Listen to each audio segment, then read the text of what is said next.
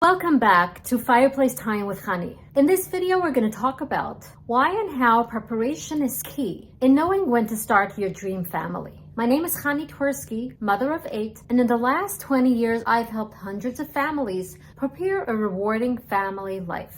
I'm going to give you 3 ways to prepare to feel confident to start your family and also be successful when you have your family. So let's go into the 3 things to prepare. What are they? And before we go there, just a word about preparation. There's a known saying that if you prepare your bed, you have where to sleep. And similarly, if you prepare a meal, you have what to eat. And if you're in college, if you prepare for an exam, you get a good grade. So preparation is important. I am happy to share with you how you can prepare for a successful family, how you can prepare for a happy family. The first way is emotionally. Why is it important to prepare emotionally? Here's why. I understand a lot of suffering today is unnecessary, and it's also coming from ignorance, because a lot of the trauma is coming down from so many generations before us. I see it similar to an avalanche of snow. It just keeps on coming and rolling down. And some of us need to pull ourselves out and away from that avalanche. I don't know if I'm pronouncing it correctly, but away from that circulating and rolling of the generational trauma from all these generations. Otherwise, we will continue that pattern. 99.99% of humanity have some wounds from your own childhood. You might have traumas from your teen years, you might have traumas from your young adult life, but the most impactful is your young childhood years. And if you carry that in yourself, then you will unknowingly and inadvertently pass that to your child. You will spill that into your family. Excuse this comparison, I compared to a messy sneeze. You don't want to sneeze all over other people. You can avoid that if you prepare emotionally on a foundational level. There are only 3 categories. And once you tackle these 3 categories, you're prepared emotionally. One category is the healing journey. In this category, what you need to focus on is to actually go through the healing any underlying wounds or trauma or inner child pain that you are still carrying inside. And a lot of people don't know how to heal, so they cover it up with positive thinking or talking to the mirror and telling themselves everything that contradicts their true experience inside with the attempt of calming their feelings. One of my healers had me stand on one leg 10 minutes at a time. His reasoning was that will help me ground myself. If I stand on one leg, I will be more grounded. It didn't address the underlying pain of why I am ungrounded. I thought that because he's an authority, because he's an expert, because he's a professional, he knows what he's talking about, but it didn't heal me. So I invite you to really look at ways that really heal. And if it's stupid, don't do it. I call it heal for real. I've done that in my own journey, and I've done that with my clients, and you can do that too. The second category is dealing in the moment.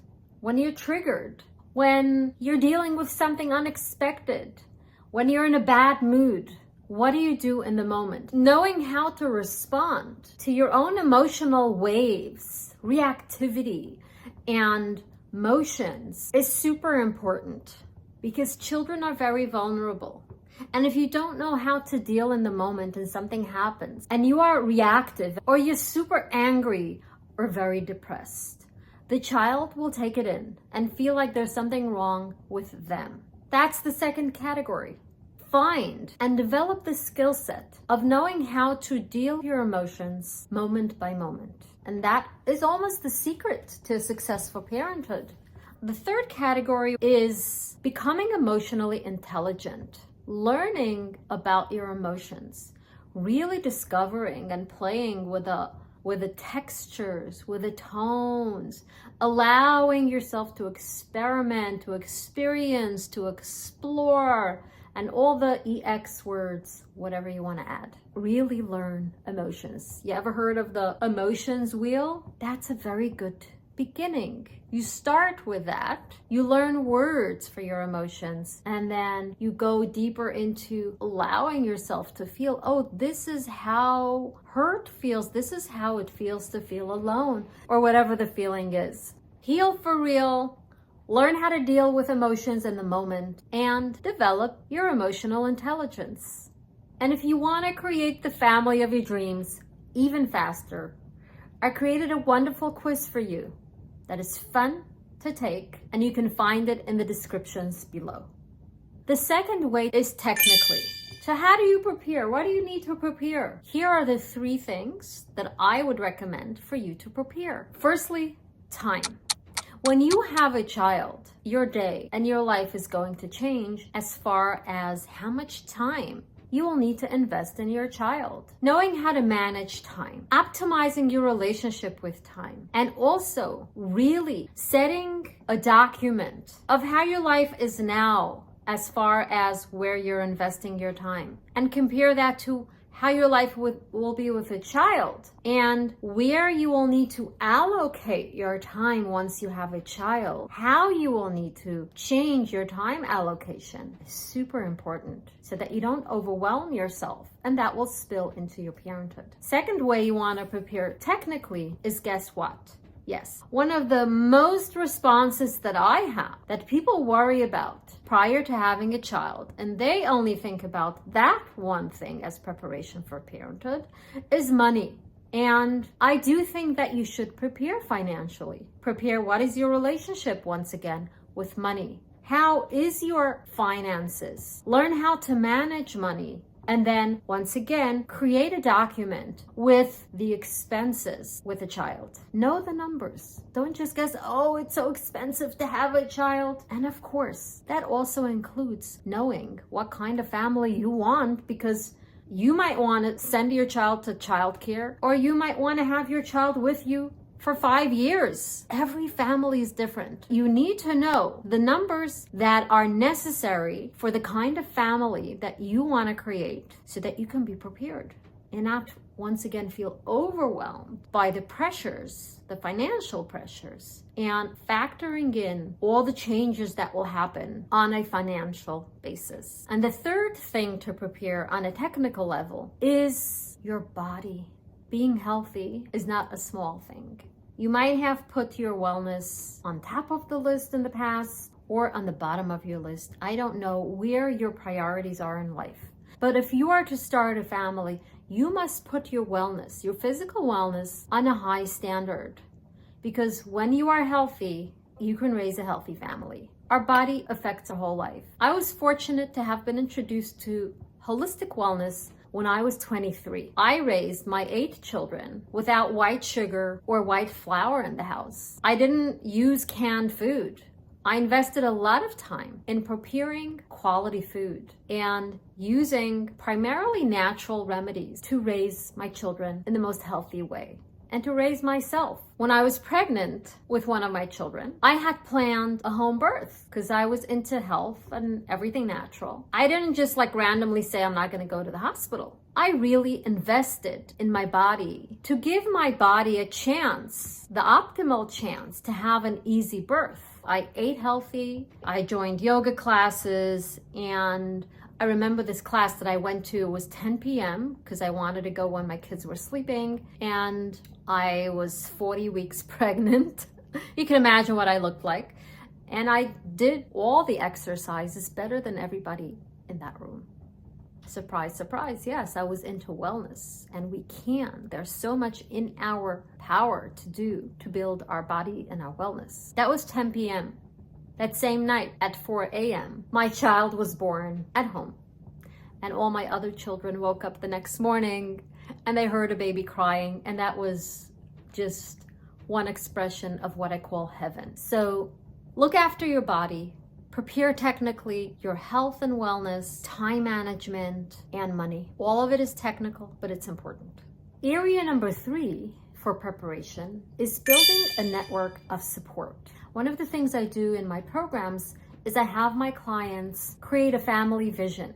And I love this one that came up from one of my clients, which is to create her family in a village. And it doesn't mean you have to live in a village, but it means that you need to have support beyond just you and your baby, or you and your partner and your baby. Sometimes the village is your parents, your siblings, your extended family. Sometimes the village is friends, and sometimes it actually is a physical village. The important thing is for you to prepare a network of support. And here are the 3 things to look at. The first thing you want to look at is what kind of support do you want to have once you have a family. So I'm inviting you to take the time and brainstorm. Are you going to want to have a nanny? Are you going to want to have a regular babysitter so that you can have time to go out with your partner? Are you going to want to have somebody to clean your house regularly? What kind of support will help you optimize and live your family dream? The second thing you want to look at is what kind of support do you already have that you can draw upon once you have a family? I'm inviting you to make a list. Who are the people in your life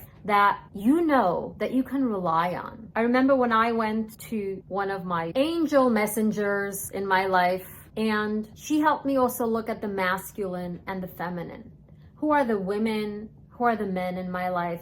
And to have a little bit of a balance around that, so you have both. And of course, stay open to more people that you will encounter that will be included and added to your network of support. Sometimes once you create your solid network of support, a connection of a connection extends and expands your network as well. Because I believe you should not do this on your own, and that you should have support. And the final thing, when looking at building support as you're creating your family, is building that support within the partnership and really discovering what is the support you're going to need once you have a child, and knowing if your partner will be able to give it to you, and what is the support your partner is going to need, and really committing to being that for them. And that is the most important of all. So I'm really inviting you to take the time and to also leave that open, that once you have a child, that will be a living, ongoing conversation, so that you can keep adjusting that to the reality. And the intention will be that I'm here to support you, you're here to support me, and this will create something so super powerful for your children, and also a model. Here you have all the 3 things that you need to prepare prior to having a family. And once you prepare emotionally, technically, and you create a solid support system, you are good to go and ready to have your first child.